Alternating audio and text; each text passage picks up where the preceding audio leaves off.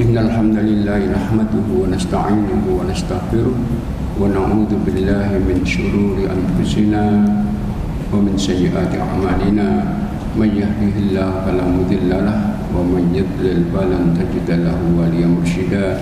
Asyhadu an la ilaha illallah wahdahu la syarika lahu wa asyhadu anna Muhammadan abduhu wa rasuluh. Allahumma salli wa sallim ala nabiyyika Muhammad wa ala alihi wa sahbihi wa man da'a bi da'watihi wa syara ala nahji ila yaumiddin.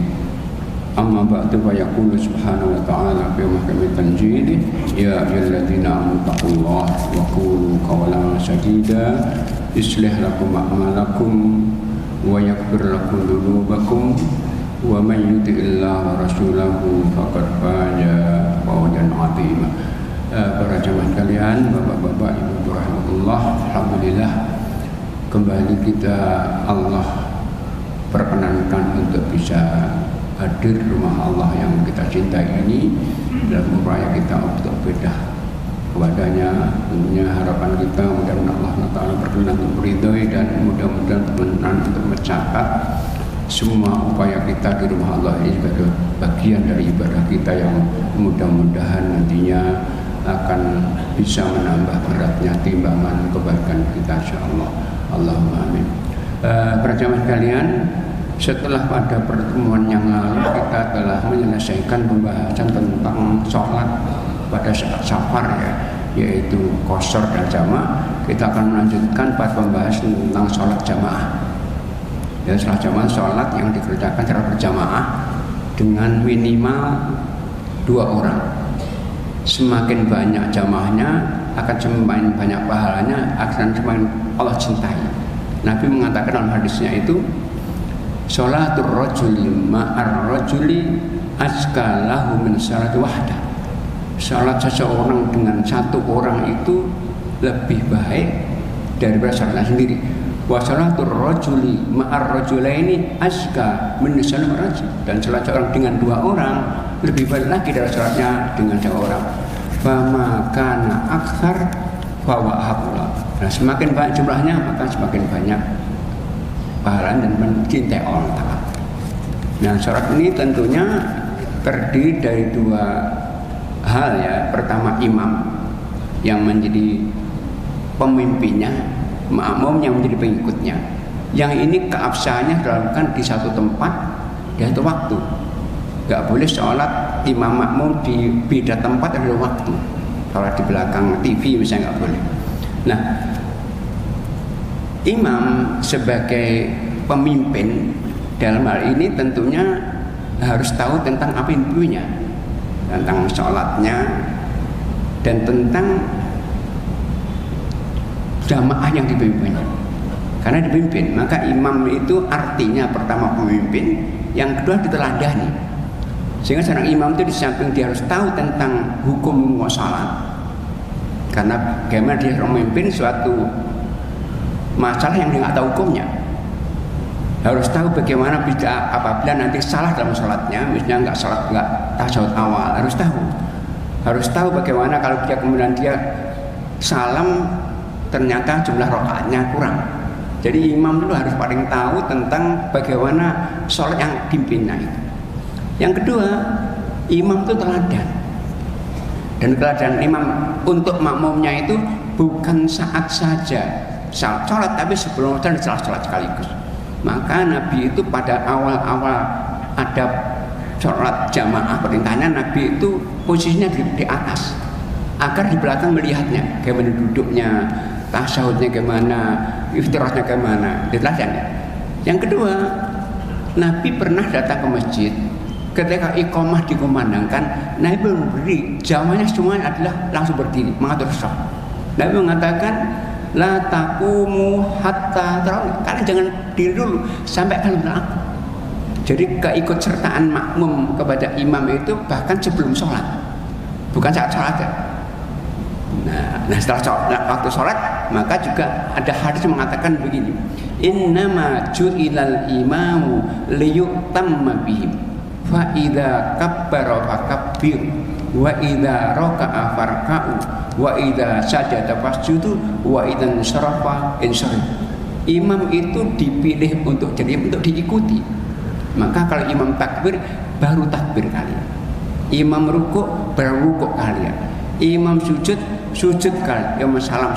Nah, di sini ada beberapa hal yang perlu kita jelaskan. Pertama, makmum itu tidak boleh membarengi imam dalam gerakannya. Nggak boleh. Karena diikuti itu berarti setelah. Maka imam rukuk sempurna, baru makmumnya ikut rukuk. Jadi nggak membarengi, nggak boleh. Mendahului imam, gerakannya batal. Yang ketiga, berlama-lama untuk ikut imam juga nggak boleh. Kadang-kadang ada, tentunya kita paham bahwa dalam sujud itu kita sunnah untuk memperbanyak doa. Tapi ada keliruan beberapa jamaah, ketika imam itu sujud akhir, dia ikut sujud. Tapi kita duduk untuk duduk tasyahud, dia masih sujudnya doa, nggak boleh. Karena sujudnya sunnah, ikut imamnya wajib. Nggak boleh yang sunnah melalui wajib. Jadi sekali lagi, membarengi imam nggak boleh, mendahului imam batal, berlama-lama kita juga nggak boleh. Segera, sempurna. Maka imam itu ucapannya, takbirnya misalnya, itu nggak boleh itu mendahului gerakannya. Imam Allahu Akbar belum gerak, nah di belakang bergerak, nanti kesalahannya imam. Nah, imam itu penjamin, pemimpin, harus tahu. Dan sekali lagi, imam itu seyogyanya ucapan gerakannya baru. Allahu Akbar sambil gerak. Kalau ucapan lebih dahulu, nanti yang di belakang bisa mengikut, dan itu mereka batal. Dan imam tanggung jawab. Bahkan sebagian ulama mengatakan boleh gerakannya dulu. Jadi baru Allah, dari bergerak baru Allah. Meskipun itu tentunya lebih baik baru. Itu kaitan. Maka sekali lagi imam itu harus paling tahu, dan teladannya setelah juga berjamaah. Jadi sebelum berjamaah sudah harus ikut imam. Waktu berjamaah apalagi setelah itu. Kenapa?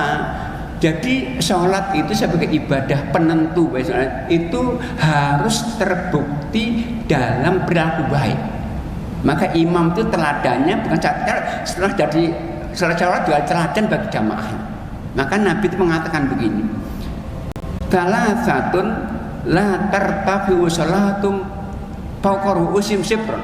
Ada 3 orang ini yang sholatnya nggak diangkat pahalanya oleh Allah sampai 1 jengkal, nggak diangkat ke langit. Siapa itu? Di antaranya rajulun amma qomat, seorang yang menjadi imam, jamaahnya nggak suka sifatnya, nggak suka akhlaknya, karena nggak memberikan teladan. Maka imam itu penentu, hati-hati. Nah, sebelum kita bahas tentang hukum berjamaah itu apa bagi laki dan saya bacakan beberapa hadis-hadis sahih menjelaskan tentang fadilah sholat berjamaah. Dengan membaca hadis-hadis itu, kira-kira nanti kita akan tidak ada alasan untuk tidak berjamaah, karena begitu luar biasanya. Pertama, Nabi mengatakan sholatul jamaati tafdhulu ala salatul fardhi bisab'in derajat.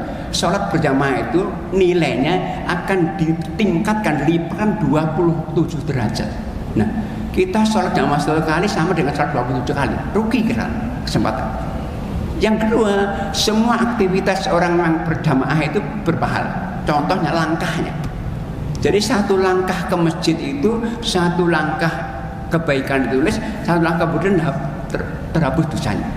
Maka suatu saat ada 1 kaum ini, keluarga besar Bani Salimah namanya. Ini hadisnya sahih riwayat Muslim ya. Jadi ini keluarga besar Bani Salimah itu di Madinah, masjid rumahnya jauh dari masjid. Karena mereka sangat suka untuk berjamaah, maka ketika di sebelah masjid, dekat masjid Nabi itu ada tanah dijual, mau dibeli dengan niat agar bisa pindah, bisa berjamaah. Rupanya berita bahwa keluarga Nabi pindah dekat masjid, dengar Nabi didatangi. Benarkah kalian Bani Salimah pindah rumah dekat masjid? Benar. Kata Nabi, la tantakiru fa inna akhirum. Jangan pindah kalian, karena semua langkah kalian itu pahala semuanya. Semakin jauh langkah kalian, semakin banyak pahalanya. Bahkan Nabi dalam hadis Muslim mengatakan ada 3 amal sunnah yang pahalanya 3. Pertama menghapus dosa, kedua mengangkat derajat, ketiga disamakan dengan jihad. Kata Nabi begini, ala adullukum ala ma yamhullahu bil khotoya wa yarfa'u derajat. Tidakkah mau kalian aku tunjukkan 3 amal ini, sunnah semuanya, yang dengan 3 amal itu Allah akan hapus dosa-dosa kalian dan akan Allah tingkatkan derajat kalian, dan itu sejajar dengan berjaga di medan perang. Apa? Pertama, isbagul wudu, yaitu wudu sempurna sebelum saat menghadapi kesulitan, saat stres, saat marah, itu sholat. Yang kedua, kasratul khuta, memperbanyak langkah ke masjid, menghapus dosa, derajat sejajar dengan. Dan ketiga, kata Nabi, intidharus sholat, menunggu sholat berikutnya setelah sholat. Jadi setelah sholat nggak pulang. Seperti kita sekarang maghrib nunggu isya, itu fadilahnya menghapus dosa, derajat sejajar dengan jihad. Itu langkah-langkah. Bahkan orang keluar ke masjid itu dalam jaminan Allah. Nabi mengatakan begini, salatun kullum dun, ada 3 golongan yang cuma dijamin Allah. Pertama, rajulun rohal masjid, seorang yang keluar menuju ke masjid jamaah. Fawadhon, dia jamin Allah. Hatta ya sampai Allah memafatkan. Kalau wafat Allah masuk surga, kalau pulang dari masjidnya akan pulang dengan pahala besar. Dan yang kedua, kata Nabi, rajulun dakhala manzil, pasal seorang laki-laki masuk rumahnya mengucapkan salam meskipun enggak ada penghuninya. Dan yang ketiga, rajulun roha bisa, seorang yang keluar untuk jihad. Jadi rupanya keluar untuk ke masjid, masuk rumah salam, itu sejajar dengan jihad. Luar biasa, itu sholat. Karena besarnya Pak sholat itu. Yang ketiga, orang kalau datang ke masjid, kemudian masuk masjid dengan baca doa, dahulu ke kanan, kemudian sholat 2 rakaat duduk. Selama dia nggak ngobrol, selama dia nggak berhadas, malaikat mendoakan. Apa doanya? Allahumma firlahu, Allah, ya Allah ampuni dosa hambamu ini, ya Allah rahmati dia. Itu kalau kita masjid. Paham? Berikutnya, ketika kita berjamaah dalam sholat yang keraskan, kok imam baca amin, kemudian kita mengikuti membaca Fatihah al-Dzallin, kita mengikuti menurut amin, itu menghapus dosa. Dan mengatakan man wafaqa ta'minuhu ta'minal malaikati ghufira lahu ma taqaddam. Barang siapa yang bacaan aminnya bareng dengan bacaan amin malaikat, maka akan menghapus dosa-dosa. Belum lagi kalau kita nanti masuk saf pertama. Kenapa? Allah memberikan rahmat, malaikat doakan terus juga. Maka dikatakan innallaha wa malaikatahu yusholluna langsung. Malaikat Allah dan malaikat itu mendoakan pada mereka yang saf pertama. Itu baru sekali lagi. Belum lagi nanti kalau kita itu mendengarkan bacaan imam saat imam membaca ayat Al-Quran. Jadi kalau baca Fatihah, ini kita dengarkan, itu akan dapat rahmat Allah SWT. Allah sampaikan di Al-Quran surat yang ke-7 204, wa idza quri'al Quran fastami'u lahu wa ansiku la'allakum rahmat. Belum lagi kalau kita sholat berjamaah isya, nanti Nabi mengatakan sholat berjamaah isya itu nilainya sama dengan sholat setengah malam, separuh malam. Kalau subuh sama dengan sholat salam untuk. Begitu besar pahalanya di samping yang lain. Yang ini kalau kita menelaah hadis itu, kita rupanya sulit untuk mencari alasan nggak jamaah. Itu tentang fadilah. Sekarang apa hukumnya berjamaah? Berjamaah ini dibedakan antara laki-laki dan wanita.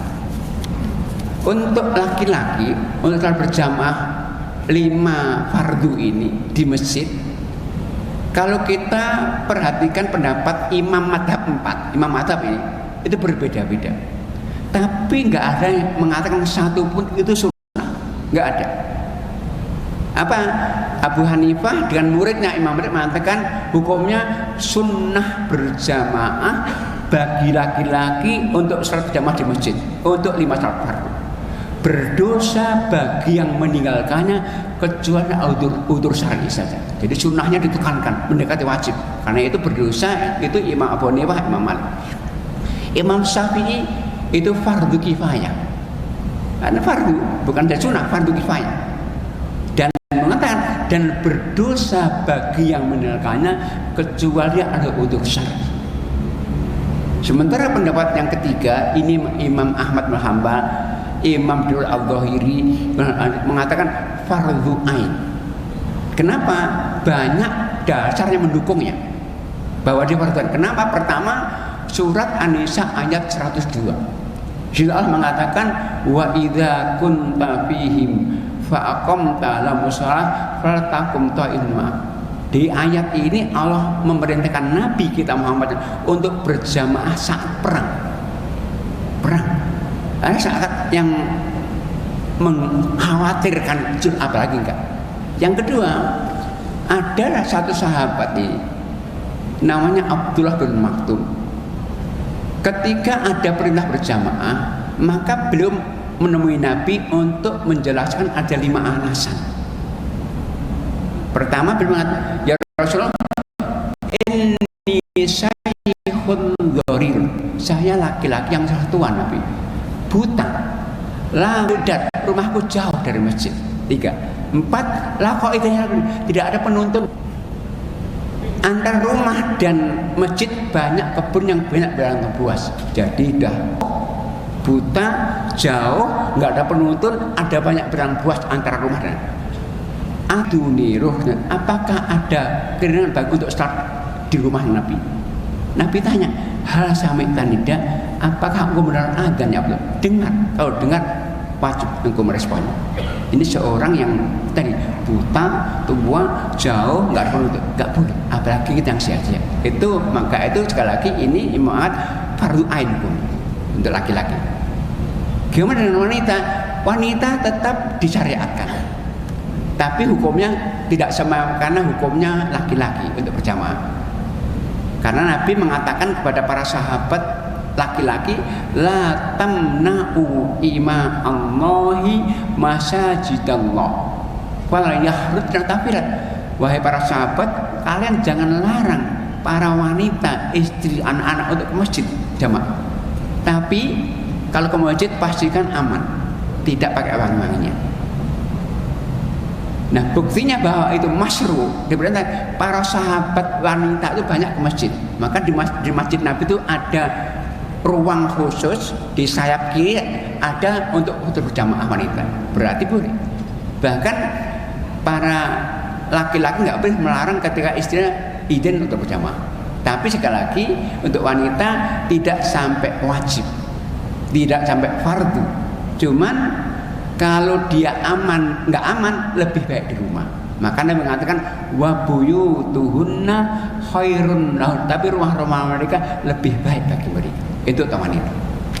Nah, sekarang kita bahas tentang adab-adab dalam berjamaah. Baik adab kaitan imam, kedua kaitan al-makmum. Yang pertama, karena imam itu pemimpin, maka seorang yang mau jadi imam tuh harus mengukur kapasitas dirinya. Pantas nggak? Pemimpin teladan sekaligus. Nah, ukurannya apa? Ukurannya yaitu pertama penguasaan terhadap bacaan Al-Quran. Karena mengatakan ya ummul qauma aqra'uhum, yang paling berat menjadi imam, yang paling baik bacaan Al-Quran.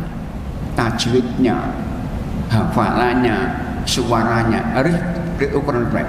Nah, kalau mereka dalam bacaan sama, baru wa a'lam sunnah, yang menguasai sunnah-sunnah Nabi. Artinya nggak cukup pinter baca Quran tapi ternyata nggak tahu sunnah-sunnah Nabi, karena teladan harus tahu sunnah. Kemudian aqdahum hijratan, yang paling dulu hijrahnya kalau sama. Yang terakhir baru asad, paling tua. Jadi dalam memilih pemimpin ini senioritas itu terakhir. Pertama paling baik bacaannya, kedua paling menguasai sunnah Nabi, ketiga paling dahulu masuk Islamnya, keempat baru yang senior. Jangan dibalik-balik. Itu imam. Jadi sekali lagi itu parameternya. Kalau belum menguasai itu lebih baik tidak, karena menanggung. Imam menanggung. Kedua, imam itu harus menjadikan makmumnya sebagai parameter untuk memilih ayat yang dibaca. Nabi mengatakan, "Fa yuhafiz." Orang jadi harus meringankan imamnya. Karena fa inna fi masuk, karena ada imam makmum itu ada yang sakit, ada yang tua, ada yang hajat. Jangan sampai imam itu baca ayat bak panjang sementara jamaahnya nggak siap, yang dosa imamnya. Maka Nabi itu pernah bercerita, aku pernah berniat untuk membaca ayat panjang jamaah. Setelah aku takbir, aku mendengar anak bayi menangis. Aku rubah pendek, kasihan ibunya, nggak aku sunat. Kemudian berikutnya, imam itu tidak boleh mengawali sholat sampai menjamin jamaahnya itu lurus softnya dulu dan rapat sekali. Maka imam itu sebelum mengawali harus meluruskan soft dulu dengan melihat jamaahnya. Karena apa? Kalau dia nggak meluruskan, jamaah renggang-renggang, dia berarti memberikan peluang kepada syaitan untuk masuk itu. Karena kalau soft itu nggak rapat, syaitan masuk, maka akan bisik kita, ada himzab namanya. Dia ada syaitan khusus ditugaskan untuk mengganggu orang soft, himzab. Itu ketika soft kosong, maka kalau ada soft kosong kita harus segera rapatkan untuk mengusir syaitannya. Maka imam sama jangan sampai mengawali sholat sampai menjamin jamaahnya sudah rapat dan lurus sekaligus. Sawu subuhakum wasudul falah, rapatkan dan luruskan. Kemudian yang juga berikutnya, imam itu mestinya harus memastikan yang di belakang imam langsung orang yang paling mampu untuk menggantinya, untuk mengingat yang salah.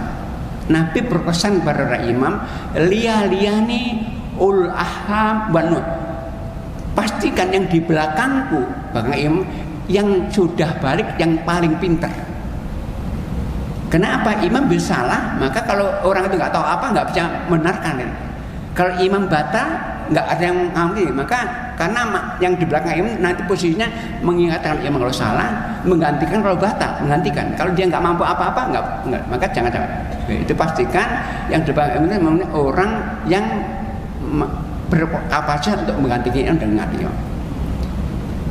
Berikutnya, imam itu sekali lagi, dia ketika iqamah dikumandangkan itu harus paling dahulu berdirinya. Jangan sampai dahulu makmumnya.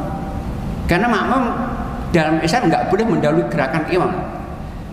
Yang berikutnya, imam itu sekali ulang lagi, ucapan takbirnya untuk pindah ke gerakan berikutnya nggak boleh mendahului gerakannya.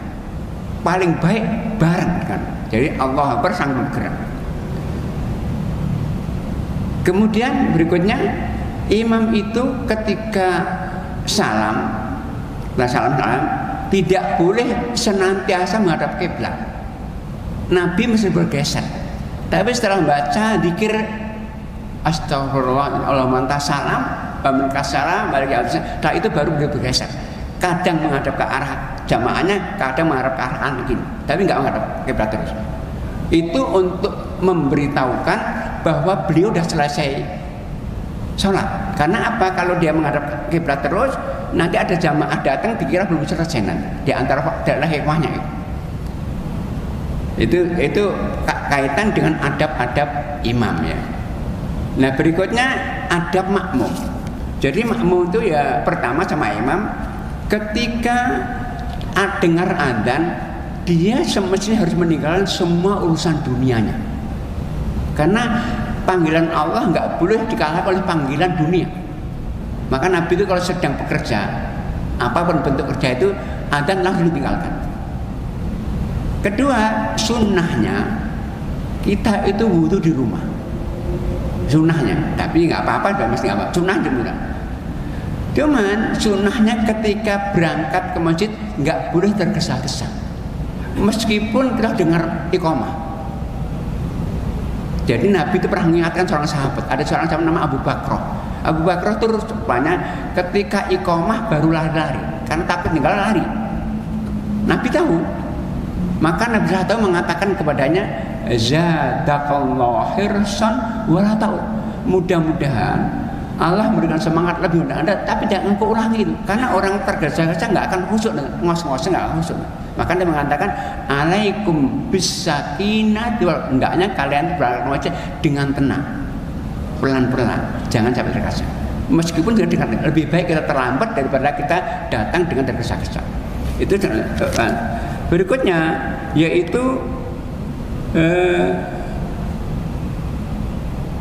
masuk masjid itu imam juga sama, sunnahnya baca doa dengan mendahulukan kaki kanan, yaitu doa yang sholawat dulu, kemudian Allahumma ighfirli waftahli abwaab rahmatik. Nah itu masuk langsung tahiyyatul masjid. Cuman masalahnya ketika seorang datang ke masjid kok sedang azan, apa yang dilakukan? Apakah mendengar azan atau tahiyyatul masjid? Ini dibedakan. Kalau untuk sholat fardu yang 5, subuh, zuhur, asar, maghrib, isya, itu kalau kita masuk masjid dengan azan, kita sunnahnya mendengar azan dulu, doa, setelah itu kemudian kita baru sholat tahiyyatul masjid untuk mendapatkan 2 fadilah sekali, fadilah ikut adanya, fadilah tahiyyatul masjidnya. Kenapa? Karena berjamaah itu muadzin itu tidak boleh iqamah langsung azan. Jadi muadzin nggak boleh iqamah langsung, makruh hukumnya. Karena apa?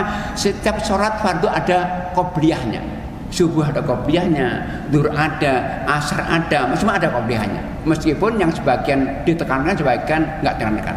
Untuk subuh ditekankan, zuhur ditekankan, maghrib isya tidak ditekankan, tapi tetap disunahkan. Karena mengatakan bainal adzanaini sholatun, bainal adzanaini liman. Antara iqamah itu ada perintah sholat, ada bagi yang menghendaki, sehingga muadzin nggak boleh iqamah langsung setelah adzan, memberikan ruang kepada jamaah untuk sholat sunnah qobliyah. Karena itu kalau kita datang ke masjid adzan, ikut adzan dulu baru kalau sholat. Tapi kalau Jumat tidak. Jumat itu kalau seorang masuk masjid adzan langsung sholat tahiyat. Kenapa? Karena setelah adzan nanti langsung ada khotib berkhutbah, dan mendengar khutbah itu hukumnya wajib, maka yang sunnah nggak boleh mendahului wajibnya. Sehingga apa, kalau kita Jumatan kok mau Jumatan masuk masjid kok adzan, kita langsung sholat tahiyyatul masjid baru kemudian kita selesai dengarkan khutbah. Karena malaikat pun ketika imam naik mimbar selalu menutup bukunya. Berikutnya adalah tidak sholat sunnah ketika iqamah dikumandangkan, meskipun kita yakin imam nanti akan baca ayat panjang. Misalnya subuh misalnya, biasanya ayat panjang nih, kita datang iqamah, kita nggak boleh langsung sholat. Maka kata Nabi, idza uqimat fala sholat, ketika iqamah nggak boleh sholat lagi. Nah, bagi mereka yang sudah terbiasa untuk sholat qobliyah subuh misalnya, kok datang masjid iqamah, maka nanti boleh saat subuh qobliyah boleh diqodok setelah subuh. Karena ada kasus, ada Qais bin Amr. Itu Qais bin Amr itu sahabat yang memang sangat rajin sholat. Suatu saat beliau datang sholat subuh sudah ketinggalan, nggak sempat qobliyah. Maka setelah usai subuh sholat 2 rakaat lagi. Dan setelah sholat selesai Nabi tanya, mahata rakaatannya, apa 2 rakaat apa itu? Kata Qais bin Amr, ya Rasul, ini sholat qobliyah subuh yang nggak sempat aku kerjakan tadi, karena aku datang dan Nabi membolehkan. Maka itu nah, kalau udah iqamah nggak boleh. Tapi begini, kalau kita sudah mulai sholat sunnah, cuma iqamah, gimana? Batalkan atau teruskan? Kondisional. Nah kalau kita dapat 1 rakaat iqamah, kita teruskan dengan percepat agar kita bisa selesai. Tapi kalau Allahu Akbar takbir iqamah, batalkan untuk bisa ikut rakaat bersama Nabi.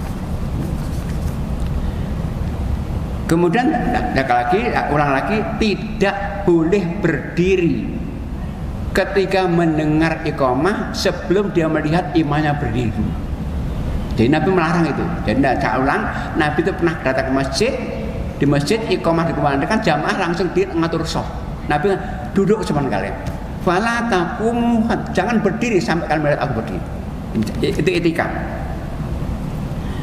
Nah itu tentang nah kemudian bagaimanakah tentang aturan shaf ya? Jadi aturan shaf itu jadi kalau jamaahnya cuma satu, maka imam posisinya sebelah kiri, makmum sebelah kanan, di sampingnya persis. Kasusnya begini, ada seorang sahabat namanya Abdullah bin Abbas radhiyallahu anhu. Beliau mengatakan, "Bitu anda khalahun, aku pernah menginap di rumah khalahku, bibiku Maimunah, istri Nabi." Nah, saat menginap di rumah bibi ini, ketika Nabi sholat malam, beliau ikut. Dan rupanya Ibnu Abbas itu ketika mengikut bergabung Nabi, beliau di sebelah kiri Rasulullah. Nabi langsung dipegang abahnya, surbanya diputar ke kiri. Jadi di sini ke kanannya. Kanan. Jadi itu vertikal dua. Tapi kalau jamaahnya dua, di belakang langsung. Nah, parameternya nanti imam di tengah-tengah. Jadi kalau dua belakang, tiga kanan kiri, kanan kiri, kanan kiri. Nggak boleh kanan lebih banyak ini. Jadi diseimbangkan. Wasit itu imam dari tengah. Nah, ketika shaf itu udah penuh, seorang yang datang itu mulainya dari tengah, bukan dari kanan dan kiri. Jadi mulainya nanti dari tengah, baru tambah kanan kiri, diseimbangkan. Itu. Nah, ketika rupanya sudah diharapkan tidak ada lagi jamaahnya bergabung dia sendiri, itu para ulama berbeda. Kalau Syafi'i mestinya cari teman dengan menarik depannya. Cuman masalah mau atau tidak ditarik, masalah itu. Jadi masalah. Nah, tapi kalau nggak ada kesepakatan lebih baik nggak apa-apa sih, insya Allah sah itu. Kalau memang nggak ada yang lain. Nah, itu untuk softnya. Nah, berikutnya kalau itu softnya itu ada jamaah wanita, maka paling baik wanita itu berada di belakangnya. Nah, maka itu dikatakan sebaik soft laki-laki itu paling depan, sebaik soft baik laki paling wanita di belakang. Nah, kalau soft wanita di belakang kita, jamaah di belakang jamaah laki-laki, maka kalau nggak ada hijabnya, nggak ada penutupnya, dia paling baik di belakang sendiri, yang paling baik. Tapi kalau ada hijabnya seperti ini, maka kembali ke depan wanita, depan. Sama kadang-kadang jamaah wanita boleh di samping, tapi harus ada batasnya menutup sama sekali, nggak boleh tanpa, nggak boleh kelihatan. Kita di kampung-kampung itu ada surau, itu banyak yang jamaah wanita di kanan, tapi batasnya tembok, persis Masjid Nabi. Masjid Nabi itu dahulu untuk wanita ada di sayap kiri, sekarang udah sayap kanan kiri, tapi batasnya tembok sih nggak kelihatan antara mereka. Itu untuk soft ya. Nah, untuk jamaah wanita beda. Wanita boleh jadi imam kalau jamaahnya wanita, tapi kalau imamnya laki nggak boleh. Jadi kalau jamaah laki-laki imamnya laki-laki, wanita boleh imam kalau wanita saja. Cuman untuk laki-laki itu berjamaah meskipun dua adzan dan iqomah, wanita tidak ada adzan, tidak ada iqomah. Jadi wanita itu nggak ada adzan. Di masa Nabi ada masjid khusus wanita, tapi yang jadi muadzinnya laki-laki.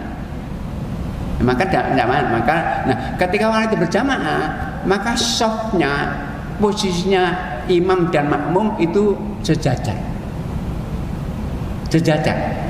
Imam di tengah-tengah. Para wanita sahabat yang biasa jadi imam itu Aisyah radhiyallahu dan Ummu Salamah. Itu disebutkan qomata, wah mereka berdiri tengah-tengah jamaahnya. Nanti kalau penuh tambah belakang, di belakang imam, kanan kiri itu aturan sok jamaah. Nah, kemudian ketika sholat selesai ya, untuk sholat ba'diyah itu tidak boleh langsung setelah salam. Nabi pernah di masjid dengan Umar kebetulan berjamaah. Ketika Nabi salam, langsung ada sahabat langsung sholat berdiri untuk sholat ba'diyah. Langsung Umar mengatakan, "Ijlis, duduk kamu." Ketika Umar duduk, Nabi membenarkan, benar. Karena kita ada jeda antara fardu dan sunat. Jadi untuk ba'diyah nggak boleh langsung, tapi untuk qobliyah boleh. Qobliyah, sholat qobliyah langsung sholat boleh, tapi untuk ba'diyah nggak boleh, langsung harus jeda dengan zikir, dengan ngobrol dengan samping, nggak boleh langsung setelah itu untuk sholat. Nah kurang lebih itu ya beberapa hal berkaitan dengan sholat berjamaah. Monggo jamaah kalau ada yang ingin menambahkan, ingin bertanya tentang yang baru saya bahas atau yang sebelumnya, silakan. Bertanya mungkin.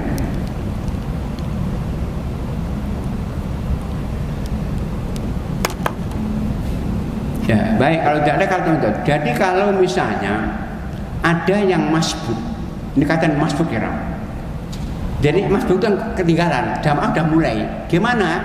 Masbuk itu kalau datang ke masjid itu seyogyanya langsung sholat dengan posisi sebagai posisi imam. Jadi ada hadis begini, idza ataitumul masjida wa nahnu sujud fasjudu wala ta'udu syai'an faman adraka ruku' faqad. Kalau kalian datang masjid, imam sujud, langsung sujud kalian. Tapi jangan anggap sujud satu rakaat. Tapi barang saya ikut rukuk imam, sholat sempurna. Jadi imam itu kalau makmum kalau datang, imam sujud langsung, tapi harus takbiratul ihram dulu dengan berdiri. Jadi datang ke masjid, imam sujud, kalau bertakbir baru duduk. Tidak apa-apa. Kalau takbirnya nanti takbir sujud, berarti dia belum dibuka sholatnya. Kan takbir sudah membuka sholat. Takbir ihram dulu, baru turun. Nah, tapi kalau imam itu rukuk, jadi imam sujud, kita nggak boleh dianggap. Berarti kita ketinggalan satu rakaat. Tapi kalau imam saat kita datang itu rukuk, kita takbir rukuk, itu sempurna. Nggak perlu lagi. Meskipun kita nggak baca Al-Fatihah. Karena hadisnya faman adrakar ruku'a faqad adrak. Orang yang bisa ikut rukuk imam maka sholatnya itulah sempurna. Nah, kemudian bagaimana misalnya ketika seorang itu masbuk, kemudian dia sendiri, sementara jamaah dah buyar, dah selesai. Nah, ada jamaah yang pertama ada yang masbuk, sehingga ketika imam salam biri, bolehkah bergabung? Boleh bergabung. Termasuk ketika misalnya yang masbuk dua, sama-sama 2 rakaatnya ini masbuknya, kurangkan yang 2 rakaat, kemudian imam selesai, apakah 2 orang itu bisa lagi berjamaah? Dibolehkan. Imam Syafi'i, Imam Ahmad bolehkan. Jadi misalnya kita 2 orang masbuk, imam salam kurang 2 rakaat, maka 2 orang langsung melanjutkan jamaahnya boleh. Nah dalam jamaah ini termasuk boleh beda niat imam dan makmum.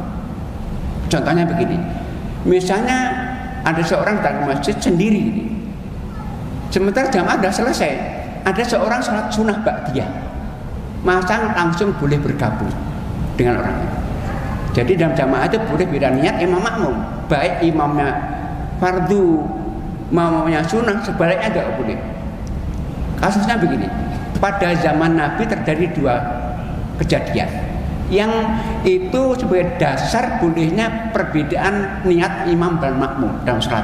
Pertama, ketika Nabi sholat subuh selesai, sholat jamaah selesai, ada sahabat ketinggalan seorang diri. Maka sahabatnya langsung mau berdiri untuk sendiri, kan sudah selesai. Maka Nabi menahan, langsung menawarkan kepada sahabat yang selesai, siapa mau menemani? Akhirnya yang ketinggalan dari imam, makmumnya yang sudah sholat menemani sholat sunnah. Jadi imamnya wajib, makmumnya sunnah. Yang kedua, pernah terjadi imamnya wajib, makmumnya sunnah, yaitu Mu'adz bin Jabal. Mu'adz bin Jabal itu seorang imam ya, dia dai yang hafal Quran, paling alim sekali dan sahabat. Dia imam jamaah, imam masjid jami di kampungnya. Suatu saat pernah beliau sholat bersama Nabi di masjid Madinah, masjid Nabi sana, kalau Isya selesai pulang ke kampungnya, rupanya jamaahnya menunggu. Maka pada Mu'adz sudah sholat Isya bersama Nabi, maka langsung Mu'adz jadi imam 4 rakaat niat sunnah, jamaahnya sholat Isya. Ini hadisnya Bukhari Muslim. Atas dasar inilah maka sekali lagi dalam jamaah itu dibolehkan beda niat imam dan makmum. Maka kalau kita misalnya ba'da maghrib atau ba'da isya, kemudian kita ba'diyah, ada yang bergabung, kita langsung rubah niat kita jadi salat diri menjadi imam sholat. Itu kurang lebih ya tentang sholat jamaah. Mudah-mudahan manfaatnya dan mudah-mudahan bisa kita laksanakan dalam sholat-sholat kita. Kurang lebih maaf. Assalamualaikum warahmatullahi wabarakatuh.